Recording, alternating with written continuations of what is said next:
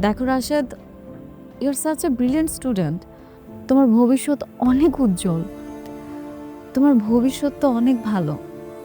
So তুমি এই মুহূর্তে কেন এসব করতে যাচ্ছ? তুমি তোমার ক্যারিয়ারে ফোকাস করো, এটাই তোমার জন্য ভালো হবে। আমি আসলে আপনাকে প্লিজ প্লিজ প্লিজ, আমি না এই বিষয়টা নিয়ে আর কোনো কথাই বাড়াতে চাচ্ছি না।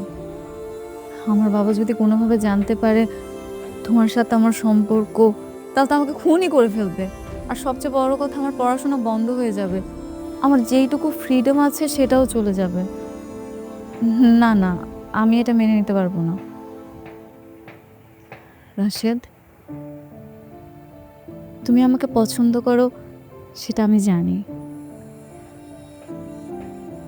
আমি আমি তোমাকে রিকোয়েস্ট করছি, তুমি আমাকে প্লিজ আর ফলো করো না। আমার এই আবদারটুকু তুমি রাখো। আই হোপ তুমি সিচুয়েশনটা বুঝতে পারছো। আসি আমি, হ্যাঁ? ভালো থেকো।